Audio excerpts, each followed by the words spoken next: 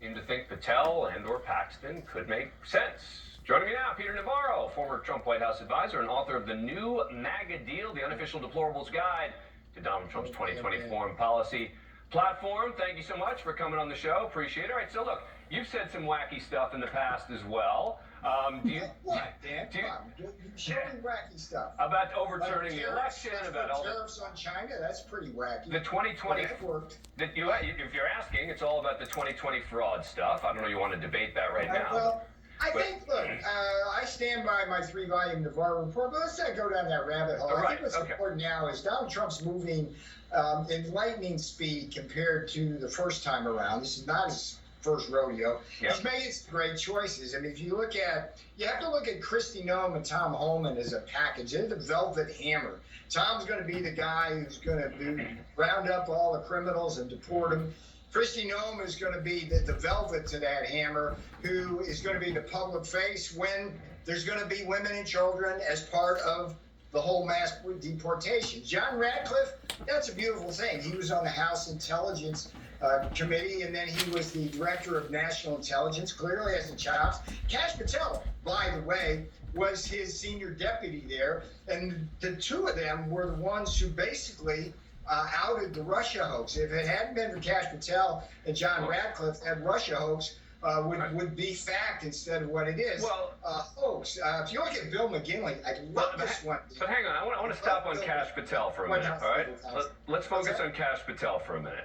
I mean, you think that Kash Patel ought to have a senior position in the administration. I mean, this is a guy who is clearly threatening to go after political enemies. The sort of thing that you've said that Trump shouldn't be talking about, right? I think you were smart in terms of the campaign. You were saying that Trump's got to stop talking that way. And here is Kash Patel in 2023 talking to Steve Bannon.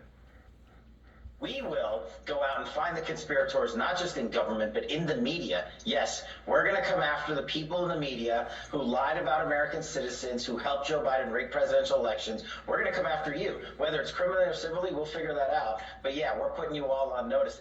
I had Jim Jordan on the show the other day, and he was describing the Republican Party as the party of the First Amendment.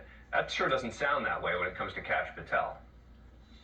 Okay, let's first of all distinguish between accountability and retribution. The boss isn't into retribution, either is Kash, but I think there's a very strong feeling in Trump world that if we do not hold accountable people like Alvin Bragg, Letitia James, Fannie Willis, Jack Smith, and Merrick Garland accountable for the election interference. Hang on. What does that mean, accountable? Hold them accountable, then they'll do it again once they get back in power. I went to prison, and I know you did because you were. But you know what? Democrat. Yours was pretty straightforward, Peter. Yours was pretty straightforward. You had opportunity after opportunity after opportunity not to go to prison, and you decided that it was worth it to you. Of course it's true. What are you saying here? What are you saying? I was subpoenaed by the Congress, Democrats. Right.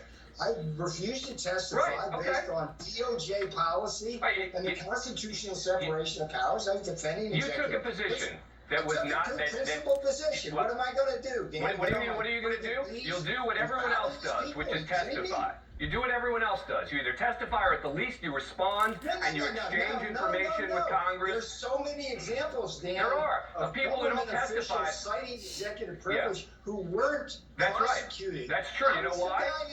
You know why? Come on, Dan. You know why? I mean, just look at my situation. Let's talk about what's more important here is these appointments, Dan. Let's focus on that. Tomorrow's a big day.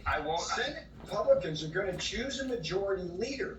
And if they choose the right majority leader, Donald Trump's going to get a recess, and then he's going to do recess appointments. He's going to have a clear path to putting in place the people who will fulfill his election mandate.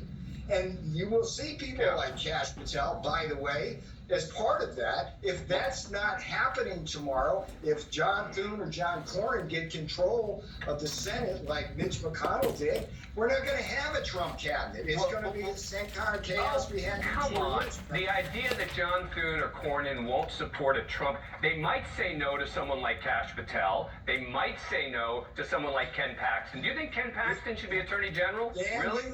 You have to do your homework here. Tell me what I didn't do. Okay? There's 4,000 appointments that have to be filled. 1,000 of those our Senate confirmed 1,000. And 4 years of Mitch McConnell, who is just the puppeteer for Cornyn, we didn't get half of those. And it took 100 days to get 80% of the Trump cabinet, just the secretaries. Yeah. We didn't get our deputies, undersecretaries, assistants. Right. And it's a big deal, Dan. So don't tell me democracy is working when the party that holds the Senate party gets in the way of appointments. Right, because the Senate shouldn't have a role according to your democracy, even though that's what it says in the Constitution. They should ignore their role. You asked me to do my homework? That's one thing I kind of did my homework on. The people who are the Senate majority leaders, or the Senate majority leader, should be somebody who supports the Trump landslide. Look, the people of America have spoken now. They want an end to inflation. They want secure borders. They want mass deportations. The idea that Cornyn and want all of that. You're not going to get it if you put pussies in the cabinet. But the idea, again, putting that aside for a minute, you can pick people who aren't the word you just used, and still aren't Ken Paxton's, who where people work, man.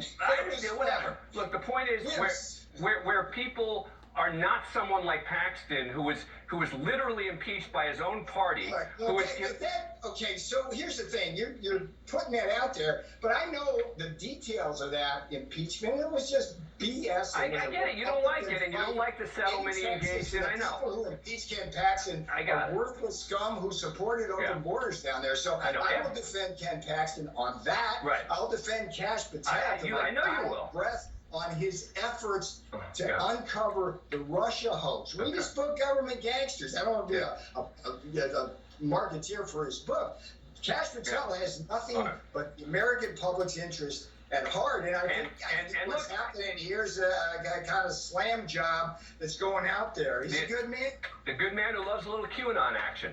Peter Navarro. I don't know about that. I don't know about that stuff. Yeah, I don't know. Yeah, that stuff I don't know about. Yeah, I got it. That wasn't what he said. I got it. This is why Peter Navarro's take is so interesting.